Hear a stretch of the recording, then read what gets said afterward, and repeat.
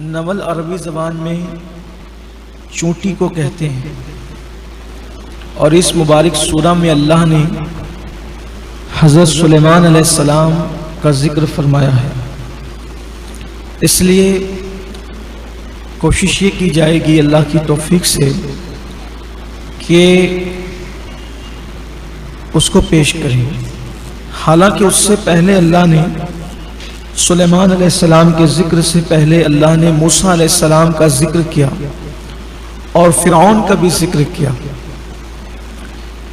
اور بالخصوص اس سورہ مبارکہ میں جو لوگ آخرت پر ایمان رکھتے ہیں، یعنی جو مسلمان ہیں جو آخرت پر ایمان رکھتے ہیں، ان لوگوں کی کیا کیفیت ہے، اور جو آخرت پر ایمان نہیں رکھتے ان کی کیا کیفیت ہے، ان دو چیزوں کو واضح کیا گیا ہے۔ جیسے فرعون کی جو حکومت تھی وہ ایک ملک تھا اس دور کا، چھوٹا سا ملک جسے مصر کہتے ہیں۔ ایک چھوٹے سے ملک پر فرعون کو حکومت دی گئی، اللہ نے دی حکومت۔ چھوٹا سا اس لیے کہہ رہا ہوں کہ دنیا کے مقابلے میں تو ایک ملک کو چھوٹا ہی ہے نا، اس تو اتنا بڑا تو نہیں ہوگا، کہاں پوری کائنات اور اس میں ایک ملک چھوٹا ہی ہوگا۔ دنیا کے سامنے ملک کی حیثیت چھوٹا ہی ہے، تو ایک ملک پر فرعون کو حکومت ملی۔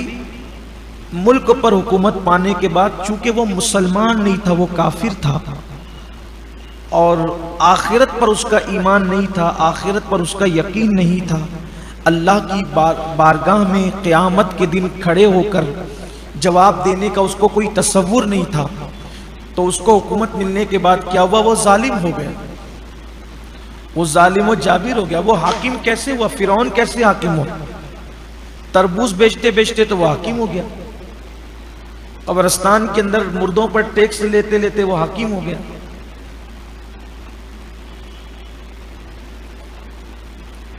اگر آپ کو نہیں پتا ہے تو میں آپ کو بتانا چاہتا ہوں، فرعون کوئی بڑے باپ کی اولاد تھوڑی تھا۔ بات اصل تو رونا تو یہی ہے نا کہ لوگ کچھ بھی بیچتے بچاتے کچھ بن جاتے ہیں تو پھر وہ تماشائی کرتے ہیں، اس لیے کہ جو بڑے خاندان کے لوگ ہوں پھر ان کی اپنی بات ہوتی ہے۔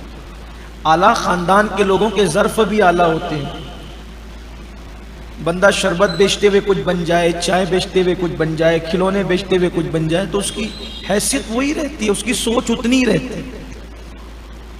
تو یہ بیچارہ تربوز بیچتے بیچتے اور مردوں پر ٹیکس لیتے لیتے بادشاہ بن گیا۔ ہوا یہ تھا کہ مصر کے حالات بڑے خراب تھے۔ جو مصر کا پہلا بادشاہ تھا فرعون سے پہلے کا، اس کی توجہ اتنی نہیں تھی ملک پر۔ ملک پہ توجہ نہیں تھی تو ملک میں بہت کرپشن چل رہا تھا، بڑے عجیب معاملات تھے۔ یہ فرعون کا جو نام تھا ولید تھا اس کا نام، جس فرعون کا ذکر میں کرتا ہوں، اور فرعون کے نام سے جو مشہور ہے۔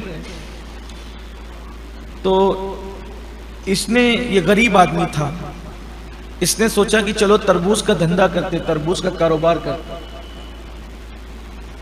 اس نے یہ بھی سوچا کہ یہ تربوز بیچیں گے تو کچھ مال آ جائے گا پاس میں۔ وہ کھیت میں گیا، جنگلوں سے اس نے تربوز خریدے، بڑے سستے ملے تربوز۔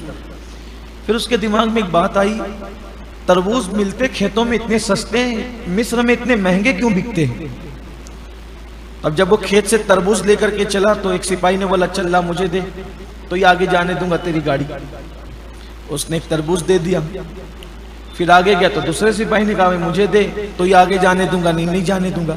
اور اس کے بعد سمجھ میں آئی کہ کھیت سے لے کے چلا تھا سینکڑوں تربوز، اور شہر میں آتے آتے رہ گئے چند تربوز۔ تو کہا کہ اچھا، یہ سمجھ میں آئی بات کہ یہ اتنے مہنگے تربوز کیوں ہیں، کیونکہ ملتے تو وہاں سستے ہیں، لیکن شہر میں آتے آتے چونکہ کرپشن ہے اور جرائم ہے، حرام کھانے کا شوق لوگوں کے اندر ہے، بادشاہ کی توجہ نہیں ہے، تو سپاہی لوگ خوب کھا پی کے مزے کر رہے ہیں۔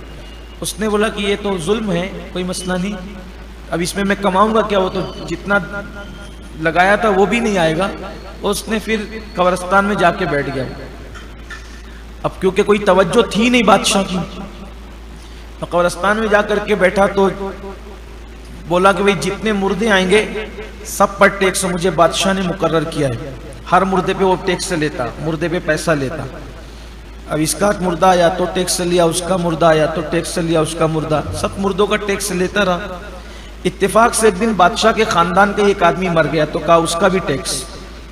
جب سپاہیوں کو پتا چلا کہ یار یہ بادشاہ کے خاندان، اس کو معلوم نہیں تھا کہ بادشاہ کے خاندان کا کوئی فرد ہے، قریبی آدمی، تو بولا ٹیکس دو تو دفن کرنے دوں گا. کہا تمہیں کس نے مقرر کیا؟ تو کہا بادشاہ نے. سپاہی اس کو پکڑ کے بادشاہ کے پاس لے گئے. آپ نے اس کو مقرر کیا؟ کہا نہیں. تو فرعون کو اس نے کہا کہ بھئی تو نے یہ غلط کیا. تو کہا بادشاہ میں نے غلط نہیں کیا، میں نے آپ تک پہنچنے کے لیے بہانہ تلاش کیا کہ ایک نہ ایک دن تو اس طرح سے میں آپ تک پہنچ جاؤں گا. تو سو میں پہنچ گیا. آپ کے یہاں کرپشن بہت ہے. پھر اس نے سب بتایا، یہ ہو رہا ہے، وہ ہو رہا ہے، وہ ہو رہا ہے، سب بتایا. بادشاہ کو لگا کہ واقعی صحیح بول رہا ہے. پھر اس کے بعد بادشاہ نے اس کو اپنا وزیر بنا لیا. فرعون بادشاہ مرا تو پھر یہ بادشاہ بن گیا. ایسے بنا یہ بادشاہ فرعون. یعنی یہ کوئی خاندانی بادشاہ نہیں تھا، یہ ایسی تربوز بیچتے بیچتے، مردوں پر ٹیکس لیتے لیتے اس کا یہ حال ہو گیا. اب جب یہ بادشاہ بنا، اللہ نے بادشاہت دی تو اس نے خدا ہونے کا دعویٰ کر دیا. ظالم ہو گیا. یہ فرمایا جاتا ہے کہ انسان کو کوئی عہدہ دیکھ کر کے دیکھو، انسان کو عہدہ دے کر کے دیکھو، اس کی حقیقت کھل کے سامنے آئے گی، اس کی اوقات سمجھ میں آئے گی کہ یہ ہے کس کیٹیگری کا آدمی. تو ایسے ہی ہوا، ظالم ہو گیا، بنی اسرائیل پہ ظلم کرنے لگا، بیٹوں کو قتل کرنے لگا، بیٹیوں کو کنیزیں بنانے کی کوشش کی. کیا نہیں کیا اس نے؟ ایک طرف تو اس کا انجام بیان کیا، لیکن پھر ہوا کیا اس کے ساتھ؟ جب دولت پا کر، بادشاہت پا کر اس نے ظلم کیا اللہ کے بندوں پر، تو انجام یہ ہوا کہ اللہ نے اس کی پوری سپاہ کے ساتھ اس کو دریا میں غرق کر دیا. اور آج تک بھی اس کو کفن نصیب نہیں ہے، دریا میں ڈبا دیا اس کو. اب یہ تھا ایک واقعہ کس کے لیے؟ ہماری عبرت کے لیے، کہ ایک ملک کا بادشاہ وہ بنا جس کو اللہ کا ڈر نہیں تھا، آخرت میں جواب دینے کا تصور نہیں تھا. اس نے کیا کیا؟